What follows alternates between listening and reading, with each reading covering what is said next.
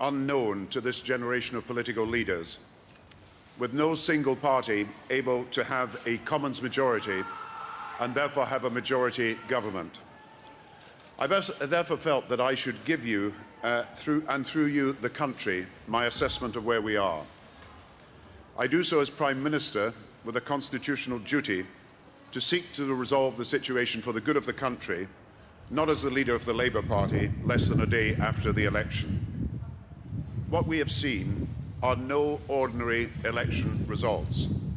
People have been talking for some time, inside and outside government, about the possibility of a hung parliament. That possibility has now become very real and pressing. The question for all the political parties now is whether a parliamentary majority can be established that seeks to reflect what you, the British people, have just told us. First, it is well understood that we face immediate economic challenges that must be met.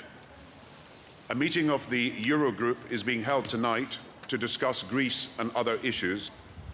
In advance of this, the G7 finance ministers, including America and Britain, are meeting by conference call to discuss the deteriorating situation in the euro area.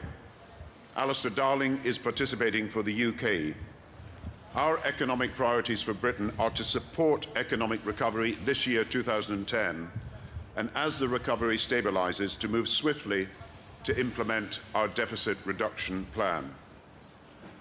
On the critical question on the formation of a government which can command a parliamentary majority, I have, of course, seen the statements of other party leaders.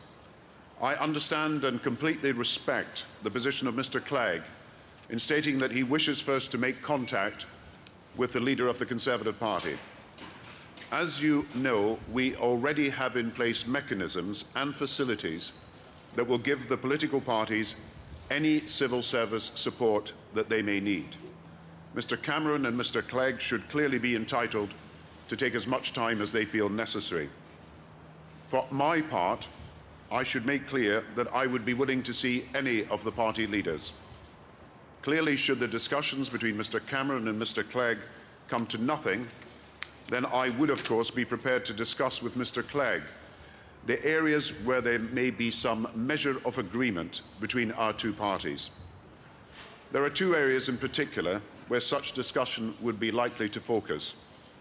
The first is the plan to ensure continuing economic stability, where there is substantial common ground, and the plan to carry through far-reaching political reforms, including changes to the voting system. Both of us have made clear our commitment to this in our manifestos, and the electorate has sent us a very strong message which must be heard. My view is clear. There needs to be immediate legislation on this to begin to restore the public trust in politics and to improve Parliament's standing and reputation. A fairer voting system is central, and I believe that you, the British people, should be able to decide in a referendum what the system should be. What all of us need to be mindful of is the imperative for a strong and stable government, and for that to be formed, with the authority to tackle the challenges ahead, and one which can command support in Parliament. It is with this in mind that all of us should be facing the times ahead. I understand, as I know my fellow party leaders do, that people do not like the uncertainty or want it to be prolonged. We live, however, in a parliamentary democracy. The outcome has been delivered by the electorate. It is our responsibility now to make it work for the national good. I am sure that you will understand that this is all that I have to say at this stage today. Thank you all very much. So, 5-minute statement from the Prime Minister, no questions, and he goes through how he sees things, talking about how government should be carried on, and giving time for Clegg and Cameron, he says, to speak. Talks come to nothing, prepared to discuss the agreement, but wants to give them time to do that, and then stressing economic stability and political reform and offering immediate legislation for a fairer voting system. Well, Nick Robinson we'll talk to in just a moment. He was listening to that. Nick, we can see you down there at number 10. What is your instant reaction? I'm sorry to ask you for it instantly, but anyway, to what the Prime Minister said. Well, I think Gordon Brown is trying to keep all his options open.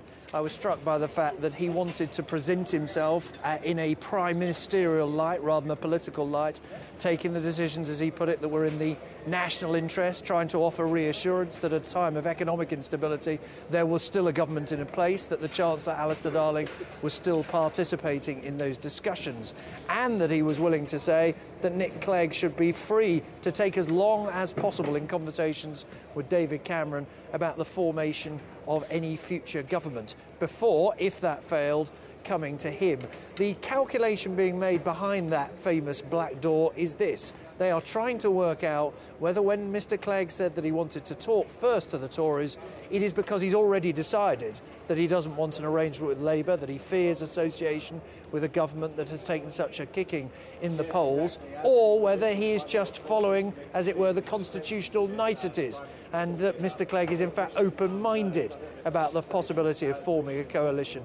The message clearly Gordon Brown wanted to get out is we're here, we're open to business with the Liberal Democrats, and one key part of that business will be instant legislation for a change in the voting system. I mean, that was the real, that was the nub of it from the Liberal Democrats' point of view, presumably, immediate legislation to have a fairer voting system, something which Gordon Brown has consistently opposed. That's right. There's been an effort this morning on our programme by Peter Mandelson and others to say that really Gordon Brown wasn't a great resistor of electoral reform when it was in Labour's manifesto way back in 1997. I can only report that the people who were involved from the Liberal Democrats at the time, Paddy Ashdown, who was in very, very close talks with Tony Blair about the possibility of coming into government and having a deal on electoral reform, regarded Gordon Brown as a complete block to it, as an opponent to it, as someone who was hostile and, in their words, tribal as well. Now, there are, however, friends of Gordon Brown who say even if all of that was not a little harsh in its description, he's changed his mind, partly, of course, under the political pressure of survival and wanting to secure his survival, partly because of the impact of the expenses crisis and the reduced legitimacy, if you like, of Westminster as it currently operates. But no qualms about his own position as Prime Minister. I mean, not in any way hinting that it might be, you know, if it mattered and they needed a change in the leadership. I mean, not